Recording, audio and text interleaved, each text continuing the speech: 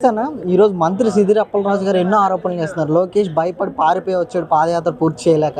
ఈరోజు ఎంతోమంది మంత్రి రోజా కానీ, అమ్మటి రాంబాబు గారు కానీ చంద్రబాబు నాయుడు దోచుకున్న డబ్బుతో ఈరోజు పాదయాత్ర సగంలో పూర్తి చేసి వచ్చాడని చెప్పి ఎన్నో ఆరోపణలు చేస్తున్నారు. ఏం చెప్తారు? పాదయాత్ర భయపడతాం అంటే 4 రోజులు చేసి 3 రోజులు రెస్ట్ తీసుకుంటాం కాదు, ఏకదాటిగా కంటిన్యూగా ఏ రోజు కూడా బ్రేక్ ఇవ్వకుండా పాదయాత్ర చేశారు. ప్రజల సమస్యలు తెలుసుకున్నారు. తెలుసుకొని తండ్రి అంటే చంద్రబాబు గారు కష్టాల్లో ఉంటే మీకులాగా పక్కకెళ్ళి తండ్రి చనిపోతే సంతకాలు సేకరించడం అటువంటివి చేయాల. తండ్రికి సపోర్ట్గా ఉన్నాడు.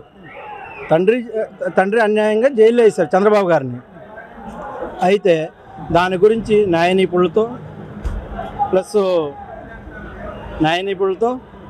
తర్వాత కోర్టు పనులు అన్నీ మాట్లాడుతూ బ్రేక్ తీసుకున్నాడు. తర్వాత వెంటనే మళ్ళీ స్టార్ట్ చేశాడు. ఎక్కడ ఆపలేదే, ఏ రోజు ఆపలా, ఏ రోజు భయపడలా. ప్రజల స్పందన చూసి వీళ్ళు లేనిపోయిన అబద్ధాలు చెప్పడం తప్పితే ఒక్కసారి వచ్చి పాదయాత్రలు తిరిగితే తెలిసేది. భయపడ్డా, జనాలు ఎంతగా భయపడలేదా, జనాల స్పందన చూసి వీళ్ళు భయపడుతున్నారు. అంటే ఈరోజు లోకేష్ మాట్లాడడం రెడ్ బుక్ తీసుకుని భయపెడుతున్నారు అధికారులని, పోలీసులు అని చెప్పి ఆయన మీద కేసులు పెడుతున్నారు కదన్న, ఏం చెప్తారు? భయపడగా కుర్చీ లాక్కుంది, మైక్ లాక్కుంది, బ్యానర్లు వేయటం, పోలీసులతో కొంతమంది అధికారులతో అడ్డుపడటం, పాదయాత్రలో సోడా బుడ్లతో దాడులు చేయటం. చేసింది ఎవరు? భయపడింది ఎవరు? మీరు భయపడి దాడులు చేస్తున్నారు. అంతేగాని లోకేష్ గారు ఎక్కడ భయపడలేదు, భయపడడు కూడా. అంటే ఈరోజు చంద్రబాబు నాయుడు దోచుకున్న డబ్బుతో పాదయాత్ర పూర్తి చేసి వచ్చాడని చెప్పి కూడా ఆయన మీద ఆరోపణలు అమ్మటి రాంబాబు గారు, ఏం చెప్తారు? ఇప్పుడు దోచుకుంది ఎవరో ప్రజలు మొత్తం తెలుసుకున్నారు. రాష్ట్ర ప్రజలు అందరూ తెలుసుకున్నారు. 12 లక్షల కోట్ల అప్పులు ఏమయ్యాయి? తెచ్చిన డబ్బు ఏమైంది? 2 లక్షల చిల్లర పంచామంటున్నారు. అది కూడా ఆ 2 లక్షల చిల్లర కూడా అమ్మఒడి, విద్యా దీవెన, వీటికి సెంట్రల్ గవర్నమెంట్ నుంచి ఫండ్ వస్తుంది. సెంట్రల్ గవర్నమెంట్ నుంచి ఫండ్ వచ్చింది మొత్తం దగ్గర 1,25,000 కోట్లు. ఎవరికన్నా కావాలంటే మంగళగిరిలో రండి, నేను నిరూపిస్తా.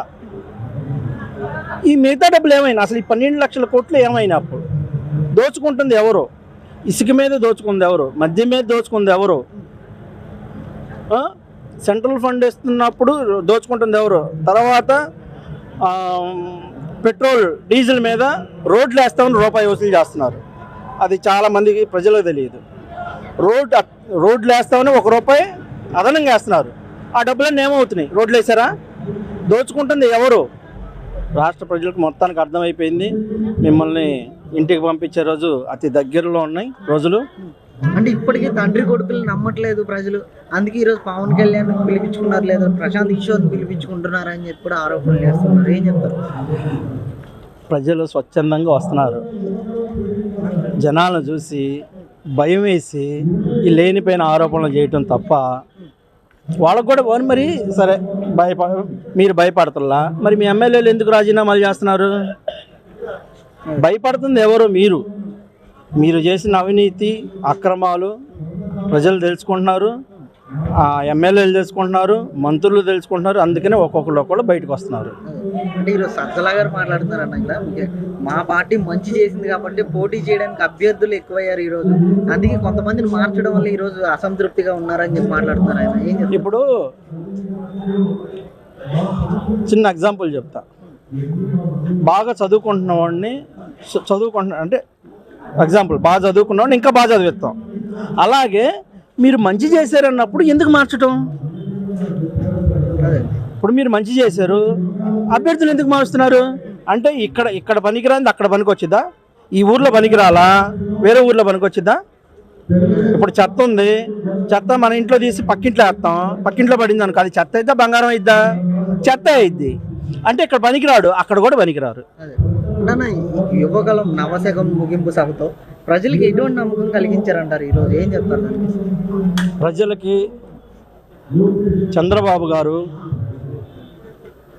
వస్తే ఉద్యోగాలు, ఉపాధి, వ్యాపారస్తులు అందరూ బాగుంటారు. అది అందరూ నమ్మారు, తెలుసుకున్నారు. రేపు రాబోయే రోజుల్లో తెలుగుదేశం గవర్నమెంట్ పక్కా వస్తుంది. 150 నుంచి 160 సీట్లు గ్యారెంటీకి వస్తాయి. ఇది ప్రజల్లో డిసైడ్ చేస్తారు. అంటే ఇప్పటికీ ఎమ్మెల్యే ఆర్కే గారు రాజీనామా చేయడం ఇక్కడ ఈ నియోజకవర్గంలో ఆయన పార్టీకి ఎమ్మెల్యే పదవికి రాజీనామా చేసి ఈరోజు నాకు పార్టీలో అసంతృప్తిగా ఉన్నానని చెప్పి మాట్లాడటం, మరోపక్క గంజి చిరంజీవి గారు నేను నిలబడుతున్నాను నన్ను కొట్టేవాళ్ళు ఎవరు లేరని చెప్పి సవాళ్ళు చేయడం, కానీ ఇలాంటి పరిస్థితుల్లో లోకేష్ గారు ఎలా ఉండిపోతుంది అంటారు? ఆయనకి లోకేష్ గారు 50,000 మెజార్టీతో గెలుస్తారు. ఒకటే సమాధానం, ఎవరినైనా పెట్టుకోమనండి మంగళగిరిలో, లోకేష్ గారు 50,000 మెజార్టీతో గెలుస్తారు. ఇది ఫిక్స్. అంటే ఎందుకన్నా ఇప్పుడు ఆయన ఓడిపోయి ఉన్నారు, మరి మంగళగిరి నియోజకవర్గ ప్రజలకు ఏం చేశారని ఆయన? పనులు లేక చాలా ఇబ్బంది పడుతున్నారు ప్రజలు. మంగళగిరి అని కాదు, స్టేట్ వైడ్గా మంగళగిరిలో అది పార్టీ చూస్తలా, వైసీపీయా కాంగ్రెసా లేదా టీడీపీ అని చూస్తలా. నాది లోకేష్ గారి దగ్గరికి నాకు ఈ పని ఉంది, నాకు ఇట్లా ఇబ్బంది ఉంది అనగానే వెంటనే స్పందించి వాళ్ళ అవసరాలు తీరుస్తున్నారు. ఇంకంతకన్నా ఏం కావాలి? ఏ అవసరం, రోడ్లు లేకపోతే రోడ్లు వేపిస్తున్నారు, ఉపాధి లేకపోతే ఉపాధికి బళ్ళు ఇస్తున్నారు, అన్నీ ఇస్తున్నారు. ఇంకంతకన్నా ఏం కావాలి? జనాల్లో ఉంటున్నారు ఇప్పుడు లోకేష్ గారు. మరి ప్రస్తుతం ఆయన చెప్తున్నాడు 99.9% హామీలు పూర్తి చేశాను, అందుకే నేనే మళ్ళీ ఎందుకు రాకూడదని చెప్పి అడుగుతూ ఉన్నాడు ప్రజల్ని. మరి ఆయన అవసరం ఉందంటారా? మళ్ళీ ఏం చెప్తారు? 99% పని చేస్తే ఈరోజు ఎమ్మెల్యేలకు కానీ మార్చడం ఎందుకని జగన్మోహన్ రెడ్డి గారిని మేము సూటిగా అడుగుతున్నాం. పని చేసినప్పుడు ఎమ్మెల్యే మార్చాల్సిన అవసరం ఏముంది? మరి ఇప్పుడు మంగళగిరి నియోజకవర్గంలో మళ్ళా లోకేష్ గారు ఓడిపోయిన చాటే నేను నుంచుంటానని చెప్తున్నారు, ధీమాగా చెప్తున్నారు. మరి మీ ఎమ్మెల్యే రాజీనామా చేసి వెళ్ళిపోయాడంటే మీ యొక్క పరిస్థితి చూసి, మీరు చేసే వికిలి చేష్టాలు చూసి వెళ్ళిపోవాల్సిన పరిస్థితి ఇక్కడ ఎమ్మెల్యేకి పట్టింది.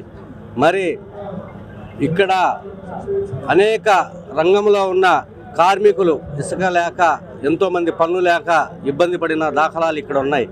మరి ఈ నియోజకవర్గంలో లోకేష్ గారు ఓడిపోయినా సరే మరి వెంటనే ఎవరైనా ఏదన్నా కావాలనుకుంటే తోపుడు బళ్ళు కానివ్వండి, ఇస్త్రీ బళ్ళు కానివ్వండి, అనేక పథకాలు ఇచ్చి ఇక్కడ అందుబాటులో ఉన్న లోకేష్ గారు ఈసారి మంగళగిరి నియోజకవర్గంలో 56,000 ఓట్ల మెజార్టీతో గెలవబోతున్నారని నేను ఈ సభాముఖంగా తెలియజేస్తున్నాను. ఇక్కడ ప్రజలకు ఆయన అవసరం ఉందంటారా? జగన్మోహన్ రెడ్డి గారు అవసరం? మళ్ళీ జగన్మోహన్ రెడ్డి గారు అవసరమే లేదండి. అవసరం అంటే ఏం చేశారని ఇతంతో మనకు అవసరం, ఏం చేశారని ఇక్కడ ఇతంతో అవసరం మాకు. మైనార్టీలకు రావాల్సిన ఫలాలు వెనక్కి వెళ్ళిపోయినాయి. అంతకుముందు చంద్రబాబు నాయుడు గారు ఉన్నప్పుడు దుల్హన్ పథకంలో మరి తెల్ల రేషన్ కార్డు ఉంటే వెంటనే స్పందించి మరి 50,000 రూపాయలు దుల్హన్ పథకం ఇచ్చిన ఘనత మన చంద్రబాబు నాయుడు గారిది.